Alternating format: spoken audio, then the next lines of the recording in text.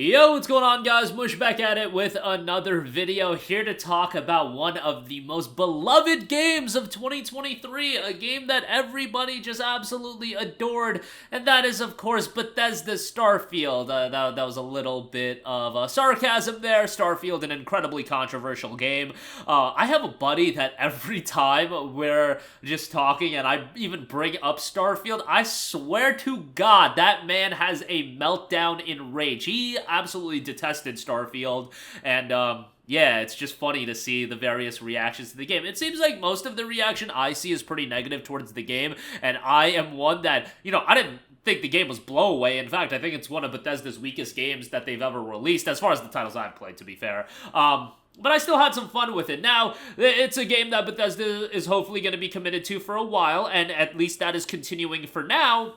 And we do have an expansion coming out at some point, Shattered Space, and Bethesda Game Studios did officially tweet out next week on January the 17th, we'll be putting our biggest Starfield game update yet into Steam Beta with over 100 fixes and improvements with a planned release date for all players 2 weeks later. Here's some of what you can expect, and they have attached an image that does look pretty cool. I mean, I guess it's some visual refinements and things of that nature.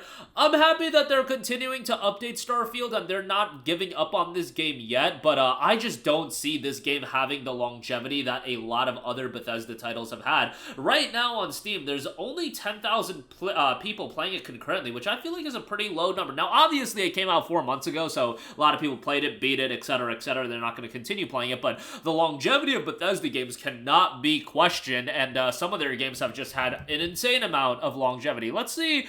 What's Skyrim sitting at? Is it above 10,000? Skyrim Special Edition in particular, is it above 10,000? It is. It's at 22,000 right now. Now, I would imagine that, there might be people that have the OG Skyrim that they're playing that, or whatever the deal is. So, that is something to consider there. But, yeah, like, Skyrim is a beast in its own category where, that game has just had so much support. And it was a very well-received game when it came out back on 11/11/11, but, Starfield is never going to be that. And there are rumblings that Starfield is going to get ported to PlayStation 5 at some point, which I think makes all the sense in the world. Look, you want to get some mileage out of these games, you want to get some longevity out of these games, porting it to another console I think makes a lot of sense, and if they can figure out a way to port it to Nintendo Switch 2, that would be pretty remarkable as well. I mean, they got Starfield. Starfield can run on the deck as well as the ROG Ally. Not very, very well, but it can run on those platforms.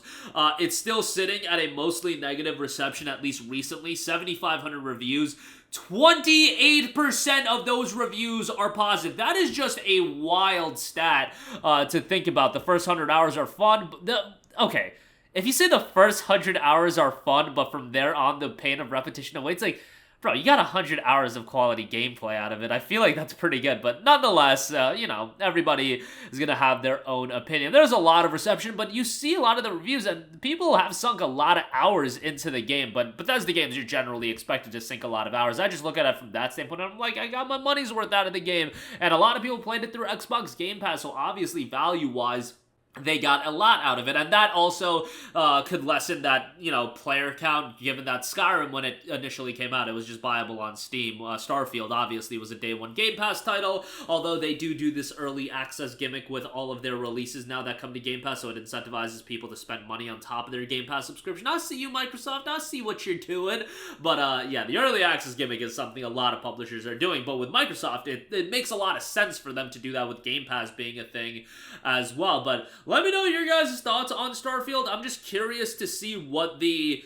thought process is now. I know a lot of people just skip the game entirely, and that was probably a pretty good move given all the games that are coming out. Starfield was one that I personally enjoyed, I personally had a good time with, but the reception, I find it a little bit remarkable at how negative it was, because when it initially came out, I mean, some of the people on social media who are very much Xbox leaning, they were very much talking the game up that got pre-release copies, and I took it for what it is, but it's just crazy how in a couple of months that narrative has completely shifted. And I feel like pre-release, a lot of people were pretty high on the game, talking about, oh, if you beat the game, that's when the game really starts and it's so much better after the game, which I just completely disagree with that notion. I saw that a lot pre-release of Starfield, and then when I played the game and then finished it, and then what happens at the end happens and you go back and play it again, Don't really agree with that. I really recommend if you're going to play Starfield, just take your time, do the content you want to do in your first playthrough, and don't rush through the main story as some people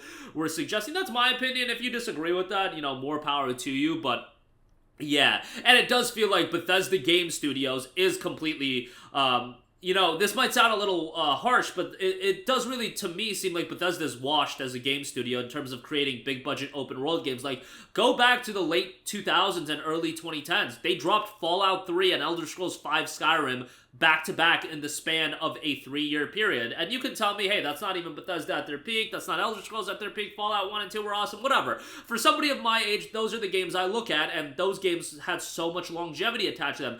In the 8-year period between major open-world major open-world single-player game releases, Bethesda put out Fallout 4 and Starfield. You're talking nearly triple the amount of time, and you're getting Fallout 4 and Starfield, games that I think most would agree Fallout 3 is a superior game to Fallout 4, and Skyrim is a superior game to Starfield. And I know that there are people that hate Skyrim or whatever, but I think the general consensus would be Skyrim is better. And then also consider the fact that, alright, Starfield's out in 2023.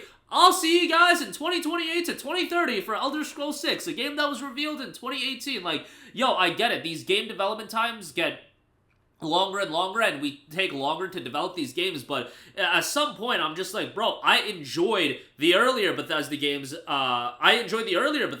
more, and now you're taking 8 years, 10 years to put these games out, and it's just like, things aren't that great. And not to completely put down Fallout 4, by the way, I thought Fallout 4 was okay, but it definitely wasn't at the level of a lot of their other games, and Starfield is definitely a level below that as well. So, you know, I feel this way about a lot of studios these days. I feel like some of these games just get so incredibly ambitious and they try to do wild things that ultimately they lose the heart of what made the studio in the first place. Like, I feel that way about BioWare. Guess what, guys? I somewhat feel that way about Naughty Dog. Naughty Dog, who are beloved still to the PlayStation community. I think there's an argument that you could make that, you know, washed would be too strong of a statement for them, but like, yo, you go back to the late 2000s and early 2010s with Naughty Dog and you look at what they've done recently, cancel a game and drop a very controversial game, like, yo, the late 2000s, early 2010s was where it was at. Rocksteady as well, 9 years MIA, and I get it, Rocksteady today is a lot different, but it just seems like there's so many studios in gaming